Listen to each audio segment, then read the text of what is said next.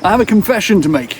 Now, I've spent a vast majority of my professional instructing career teaching people how to build survival shelters.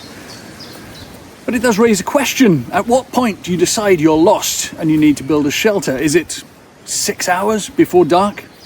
3 hours? 2 hours? Half an hour? 10 minutes? So it does raise the question of how useful is a survival shelter if it can't be put up very quickly at the point you realise that you're stuck in a situation where you need to spend a night outdoors. Now, in reality, that is probably unlikely to happen until about half an hour before it's dark, when you can see the sun going down and you realise that you're not going to get back to where you started from and you're going to have to start making preparations to survive. So, as an experiment, I am wearing my Arktis Mountain Smock, and the pockets contain everything I will need for a comfortable, or maybe not so comfortable, but a night out in the woods where it is likely to get quite cold tonight. So, it's an experiment. Let's see how I get on.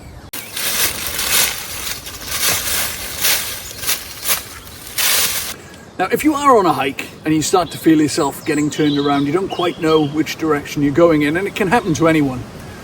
If you have the luxury of time, it's a good idea to stop, find a nice sheltered spot out of the wind, sit yourself down, compose yourself, and, if you can, make yourself a brew. If you would like to know more about this smock and the contents, we've covered that in a separate video, and the link is down below. But for now, it's time to make a brew. So, for the brew today, I'm using this very clever little stove. It's a Phantom stove by Polymath Products, and it folds down into a very compact little kit which all fits into a small pouch. It runs on methylated spirits, so you do need to carry a little container of that, but I would guess there's probably enough meths in there for 4 or 5 decent brews. So let's get started, and to begin with, I'm just going to move the stove out of the way, and we have this little container here with a wicking material, so I need to soak that with methylated spirits. So we just put a little bit of meths into there, let it soak in, try not to overflow it.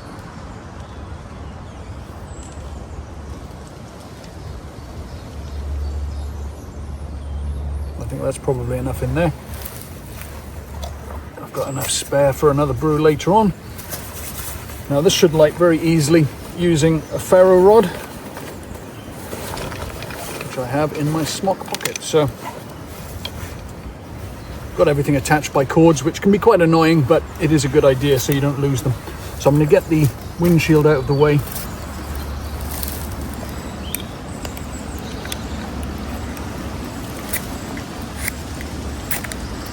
There we go. I'll bring the windshield back around. Now I can put the stove over the top. Get it all ready. That's looking good. Now the cup I'm using, I think this is a Dutch Army canteen cup. It's just the right size, fits nicely in a pocket. I'm just going to position that on there.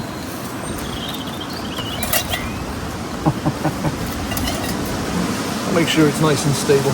Okay, so get some water in there. Well, that is definitely hot enough for coffee. So I'm going to save some fuel, take this off the heat. Okay, I don't want to waste any fuel.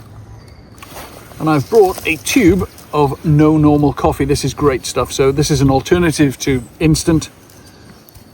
And it is a super strong, really rich flavored coffee. Put a little bit more in there. And it also comes mildly sweetened as well, so it gives you that extra energy boost along with a caffeine hit, which is exactly what you need if you're lost and trying to figure out where you are. Put a little bit more in here. I'm going to need a lot of caffeine to figure this one out.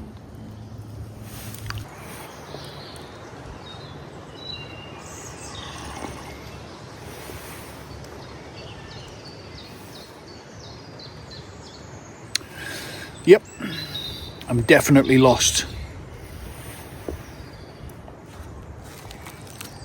In order to build a survival shelter using nothing but natural materials, it's going to take a lot of work and a lot of materials. So you will need to collect huge piles of leaves to get a good amount of cover, maybe a foot thick, in order to have a truly waterproof cover above you. And that's going to take a lot of time. So if it is starting to get dark and you need a shelter quickly, it's probably a good idea to take one with you. And that's why in my smock I've brought the components for an emergency shelter. So starting with something to go over you, as in something to keep the rain off, I have this DD Hammocks DD Superlight Tarp S, which is a very compact, lightweight system. This actually comes with pegs and guy lines as well, so I've just put a ridge line and it's ready to go. So that can go up in probably less than a few minutes to put this shelter up.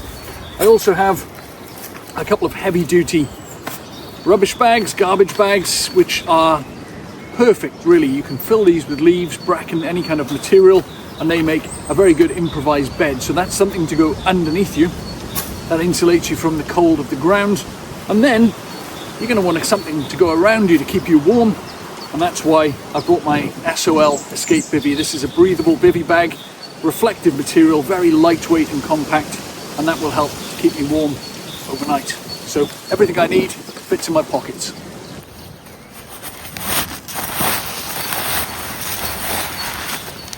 In order to save cordage, I've put a fairly short length on here. I've made a static bowline on this piece of cord here, this piece of paracord, and I'm going to make a marlin spike hitch. So I go around the tree, pull a bite of the rope through, just a piece of wood goes through there,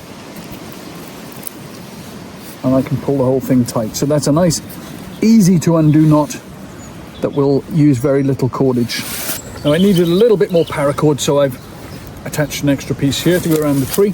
So take it round, take a big bite, it's looking good. Now I take a nice loop around the tree like this, go once around, and then make a nice quick release knot, which allows me to undo it very easily tomorrow morning.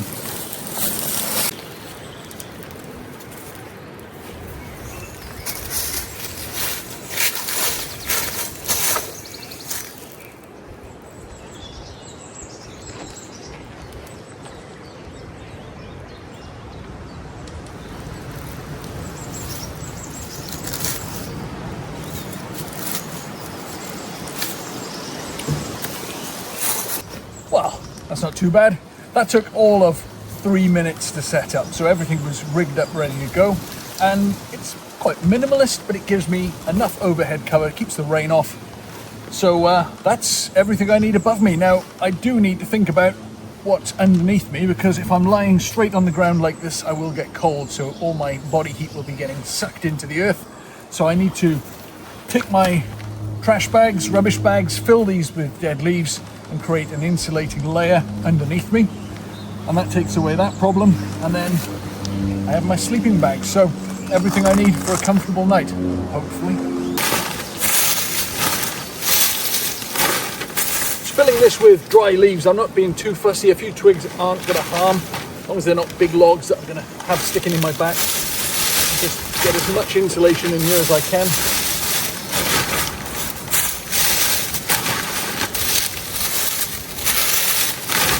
Now I filled my bag, so I'm going to tie it off with a Canadian jam knot. So I start off making a slip knot, which you keep a little bit of a tail on this.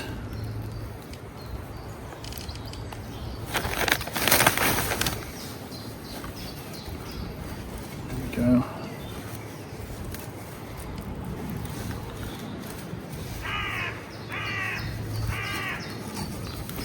So that's a knot that's allowed to slip now.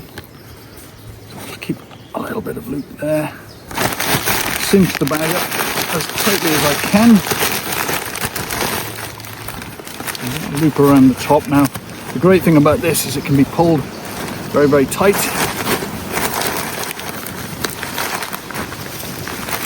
I'll lock it off, and then I'll just lock it off with a secondary knot here.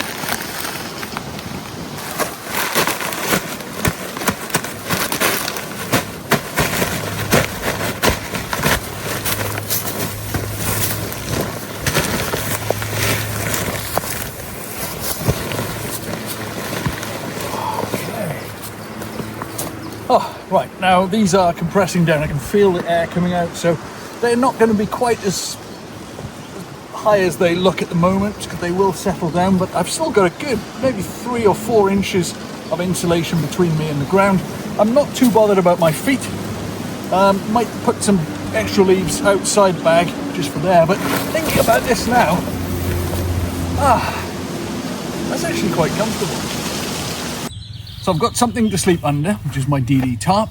I've got something to sleep on, which is my 2 rubbish bags full of leaves.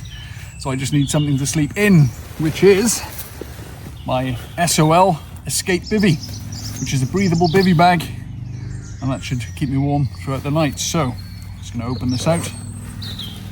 It's incredibly light, weighs almost nothing.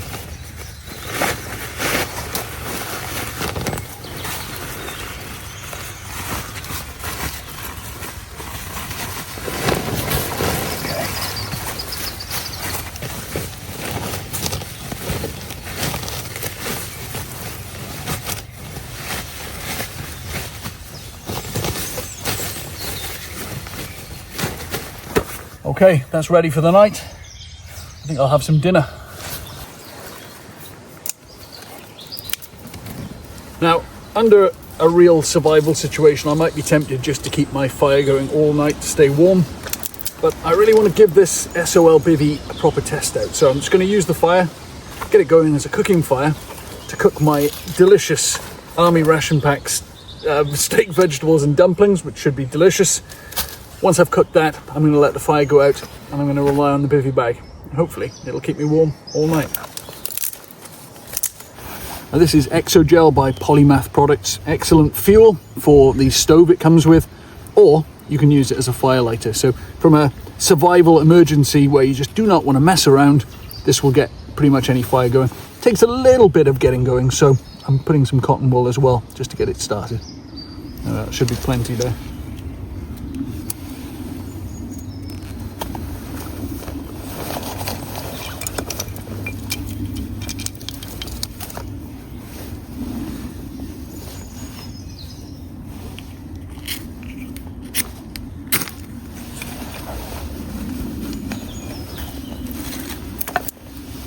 Get a little bit of kindling on here.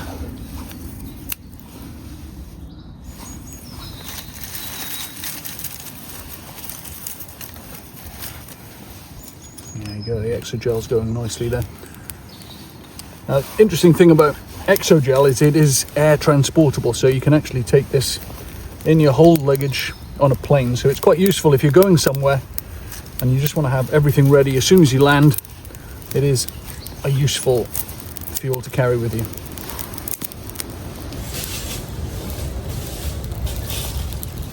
Just using a couple of rocks as a pan support because we haven't actually got anything to support it, so that'll be fine. As long as it's relatively level, that should work.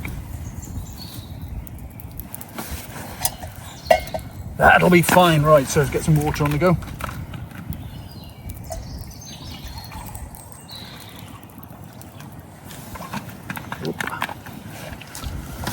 Get some of these hot embers up against it.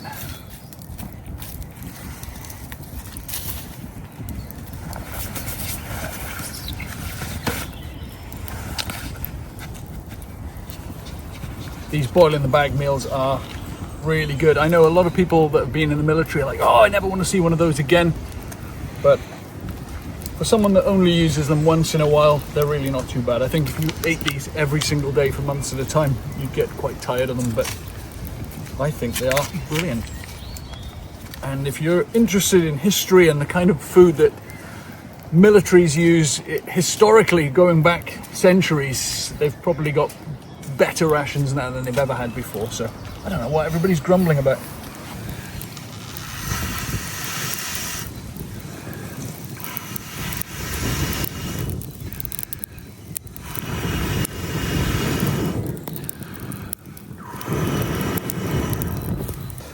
It's probably hot enough now. I'm just going to take that out of the fire, let the handle cool down a bit.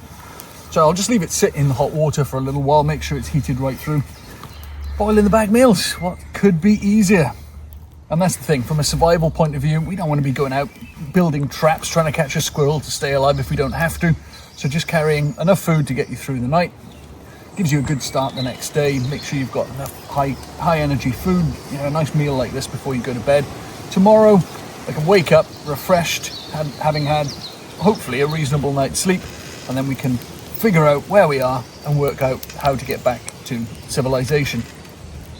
That's if we want to get back to civilization. I think I quite like it here. Now, the Arktis Mountain Smock is a fantastic item, but it has so many pockets. You're like, where have I put everything? Just took me 5 minutes to find my spoon. There it is. So here we have our restaurant quality meal in a bag. That actually doesn't look too bad at all. Check that out. Smells okay. Let's dig in.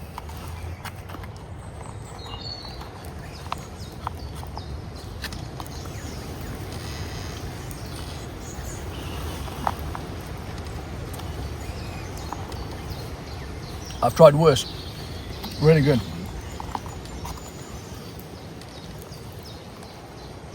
I can imagine if this was a real scenario where I'm genuinely lost, having a meal like this would put you in such a good mood.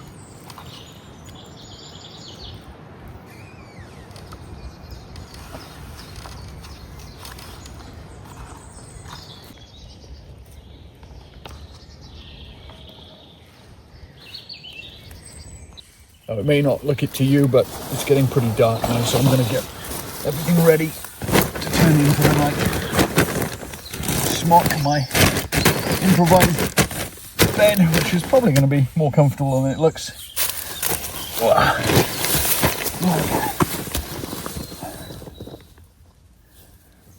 I know it's a survival exercise and I should sleep with my boots on, but I really can't sleep very well with my boots on, so they're coming off.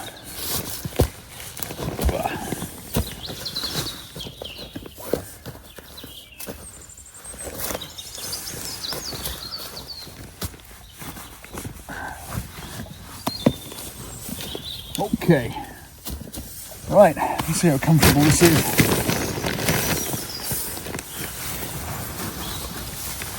It's almost weightless. It's like some sort of elven fabric. It doesn't look of this earth.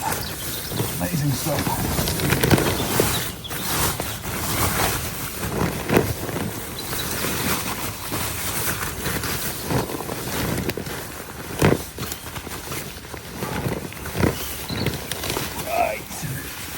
Actually quite a spacious sleeping bag. I'm getting smaller sleeping bags. I think if I was any bigger, I may struggle, but it's working okay for me now. Okay. Try and get the hood up. That works well. Okay, for an emergency survival sleeping bag, this is quite high in features. So I've got a drawstring, it's got a hood, it's got a zip, so not far off a normal sleeping bag. I think I'm going to be quite warm. Now I'm off the ground, I'm lying on my improvised sleeping mat, and it's more comfortable than you could imagine. So I've got one under my butt, one under my shoulders, a little bit of a gap in between, but I'm not touching the ground, so that doesn't feel too bad. My feet are touching the floor, but I can live with that. And I'm actually quite warm. But it remains to be seen how I'll feel for the rest of the night. Well, no star, as we say in Wales. I'll see you in the morning. Well, I've just woken up. It's probably 2:30 in the morning, so I've slept for quite a while. And obviously the fire has long gone, so I'm not getting any heat from that. And I woke up, I was a little bit chilly, so I put the smock back on as well as the sleeping bag. And I'm comfortable now. It's not an unpleasant temperature. I wouldn't say I was as warm as I would be in a normal sleeping bag, but it's definitely not freezing cold, and the temperature outside is probably maybe 3 or 4 degrees Celsius now. So it's not a warm night, totally clear skies, can see the stars, and I would be a lot colder without this sleeping bag. So the combination of what I'm using seems to be perfect just to get through the night. So I've got a few more hours before it gets light, And I'm pretty sure I'll see you in the morning. Fingers crossed. If you are reading this, I am dead. Please help yourself to my Arktis B211 Mountain Smock and all the contents within. I hope they serve you better than they've served me. This is my last will and testament. Yours faithfully, Andrew Thomas Price. P.S. Please ensure that my wife does not sell my knives for what I told her I'd paid for them.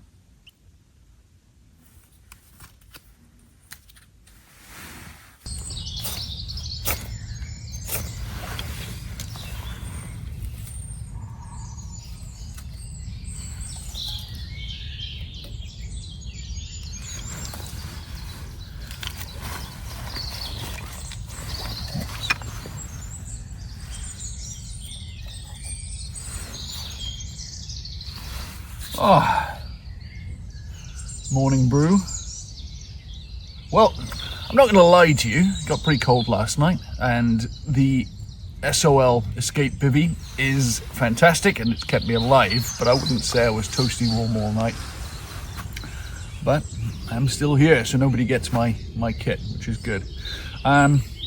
Turns out, in my panic yesterday, thinking I was lost, I was only 100 meters from my car, so I'm going to wander back there as soon as I've had my coffee. But yeah, so in summary, I've survived the night.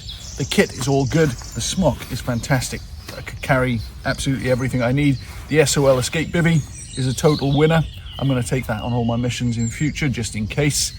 And this tarp, lightweight, very compact, perfect for a backup. I mean, you can use it for general camping anyway, but it's light enough to take with you and just forget it's in your pack. So yeah, all in all, a successful mission, and I hope you enjoyed this video, and if you have, please like, subscribe and share it with your friends. I'll see you next time.